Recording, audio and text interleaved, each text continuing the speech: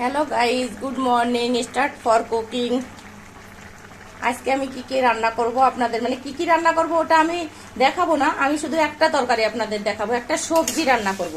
আমি মটর ডাল দিয়ে, ডাটা দিয়ে আর কুমড়ো শাক দিয়ে রান্না করব। এটা আপনাদের মাঝে তুলে ধরার জন্য আমি ভিডিওটা স্টার্ট করলাম। তো সকালে সবাই কেমন আছেন? সবাইকে শুভ সকাল। গরমের অবস্থা তো খারাপ, বলতেও পারি না, জিজ্ঞেস করতেও পারি না আপনারা সকলে কেমন আছেন। আমি জানি আমি যেমন আছি আপনারা ঠিক অমনই আছেন।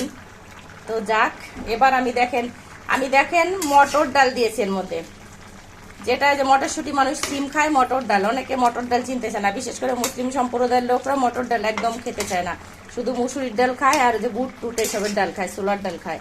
তো আমি ডাটা কেন আগে দিয়ে দিছি, ডাটা খুব মানে যতই নরম দেখাক এগুলো হচ্ছে সারই আর ভেজি, মানে সার, মেডিসিন টেডিসিন বিভিন্ন ওষুধ ব্যবহার করে, তারপরে এখন অসম্ভব রোদে পুড়ে যায়। নরম ছিল কিন্তু তারপর আগে দিয়ে দিছি যাতে সুন্দরভাবে সিদ্ধ হয়ে যায়। এবার আমি কিভাবে রান্না করি আপনারা দেখেন। আমি এই যে রান্না শুরু করছি না, আমার ডালটা প্রায় সিদ্ধ হয়ে গেছে। আমি আজকে কিন্তু প্রেসার কুকারে দেখেন আমি হচ্ছে এইটুকু উস্তে ভাজা করবো। আমার মাছের ঝোল রান্না আছে আর ভাত অলরেডি উঠে গেছে, চুলায় উঠে গেছে। আমি একদম তাড়াতাড়ি শেষ করব। শেষ করে রোদ মানে বেশি তাপ হওয়ার আগে আমি স্নান করে পুজো আস্তা দিয়ে আমি এসির মধ্যে ঢুকে পড়বো। তো আপনারা আমার কুমড়ো শাক রান্না দেখতে থাকেন।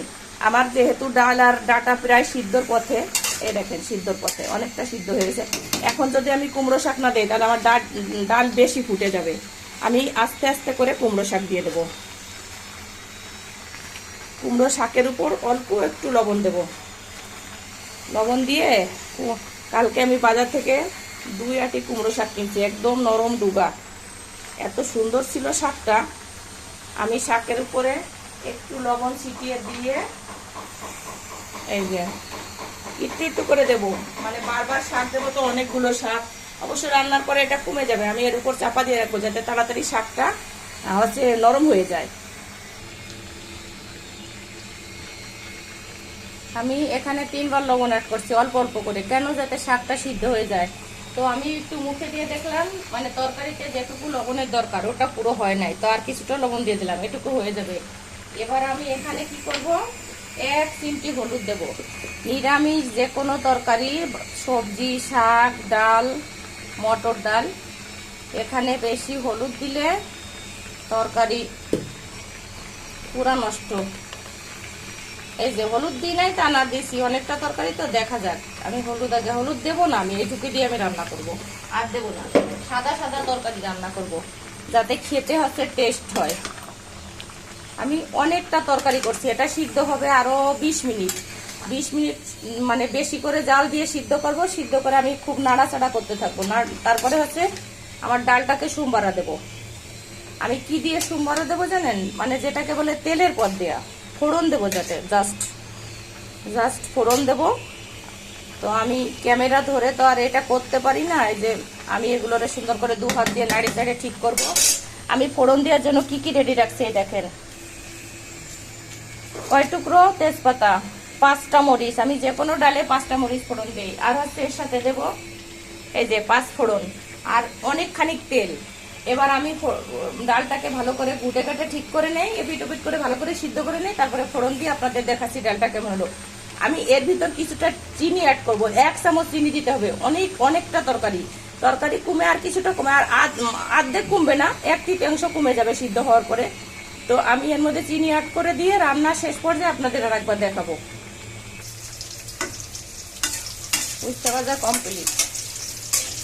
উস্তে কেমন ভাজা করলাম দেখেন। এখানে পেঁয়াজ মরিচ কিচ্ছু না, শুধু উস্তে ভাজা করছি। এই উস্তে আপনি 1 চামচ ঘি দিয়ে একটু লবণ দিয়ে মাখায় খাবেন, দেখবেন কত সুন্দর লাগে খেতে। পেঁয়াজ রসুন দিয়ে একরকম ভাজা, আর এটা তো একদম তিতে হয় না। আমার দিদি আমার উস্তে ভাজা খেয়ে পাগল হয়ে যায়। তারপরে আমার কাজের মেয়ে চম্পা বলে কি, বৌদি আপনি একদিন উস্তে ভাজা খাওয়াইছেন, একদিন আবার উস্তে ভাজা খাওয়েন। তো আমি ভুলতেই পারি না, তা বলছি দাঁড়া তোরে আবার খাওয়াবো, সমস্যা নাই। আজকে আসুক দেখে, আজকে নিরামিষ তরকারি, কুমড়ো শাকের তরকারি। এই যে এটা এখন আমি ফোড়ন দেব, তো ফোড়ন দিয়ে তারপর আপনাদের দেখাচ্ছি এটা রান্না কেমন হলো।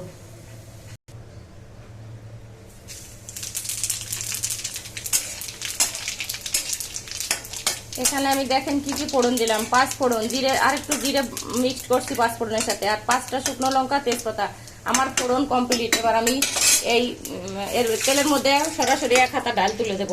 এই যে 1 হাতা ডাল তুলে দেবো, কেন ফোড়নটা যাতে সুন্দরভাবে, এরকম না হলে রান্না ভালো হবে না। জাস্ট ওর মধ্যে দিলাম। এখন এটাকে নেড়ে চেড়ে আমি অন্য কড়াইতে দিয়ে দেবো। আর আমি প্রচুর পরিমাণে তেল দিছি, মানে যখন আমি কুমড়ো শাক সিদ্ধ করছি ওর মধ্যেও কিছুটা তেল দিছি। তো আমি এখন রান্নাটা সুন্দরভাবে করে নেই, তারপর আপনাদের দেখাচ্ছি।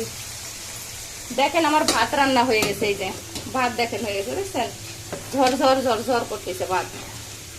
এইটুকু ভাত রান্না করছি, তাই 2 বেলা হয়ে আরো থেকে যাবে। এরফানের মিনিকেট চালের ভাত রান্না করি। তো তরকারি শেষ করে তারপরে আপনাদের দেখাই। আমার কুমড়ো শাক, ডাঁটা আর পটল একসাথে সবজি রান্না কমপ্লিট। দেখেন এই যে আমার ডাল কিন্তু এখনো আস্ত আছে, কিন্তু পুরো ডাল ফুটে গেছে আর এত সুন্দর টেস্ট হয়েছে। আমি একটু খেয়ে দেখছি। এখন আমি 2টো পাত্রে এটাকে ঢালবো। আমি প্রচুর পরিমাণে তেল দিচ্ছি শাকের মধ্যে। কুমড়ো শাকে যদি তেল কম হয় তাহলে হচ্ছে সাবা সাবা লাগে। আমার রান্না কেমন হয়েছে কমেন্ট করে জানাবেন।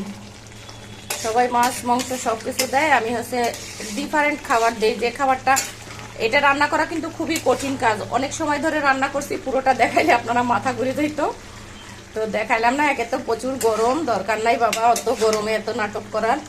দেখেন আমার রান্না হয়ে গেছে। একটু ঝোল ঝোল আছে, অল্প একটু ঝোল ঝোল আছে, আবার থকথকা হয়ে গেছে। এত সুন্দর হয়েছে টেস্ট। আমি এখন এটাকে ঢালবো, 2টো পাত্রে ঢেলে ফেলবো।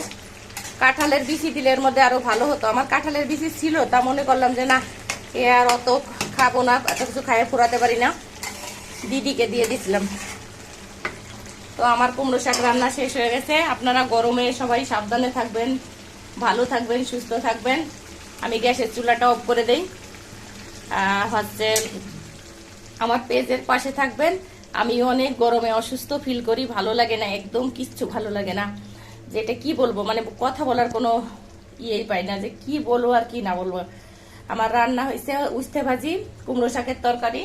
এটা তো ভ্যারাইটিস তরকারি, ডাঁটা, কুমড়ো শাক, পটল, এর মধ্যে আরো অনেক কিছু দেওয়া যেত, কিন্তু বেশি দেই নেই। অত রান্না করে খাবে কে? আমি দেখি আশেপাশে যারা ভাবিরা আছে ওদের একটু একটু করে দিলে আমার কমে যাবে। তারপর আমার কাজের মেয়ে আছে চম্পা, ওকে ভাবছি দুপুরবেলা উস্তে ভাজি দিয়ে ভাত খেতে চাইছিল, মাছ আছে ওই দিয়ে কটা ভাত খাওয়াই দেবো।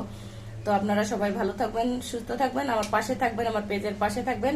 আমার রান্না কেমন হলো একটু কমেন্ট করে জানাবেন। সবাইকে অনেক অনেক ধন্যবাদ। আমি মিথিলা বোস।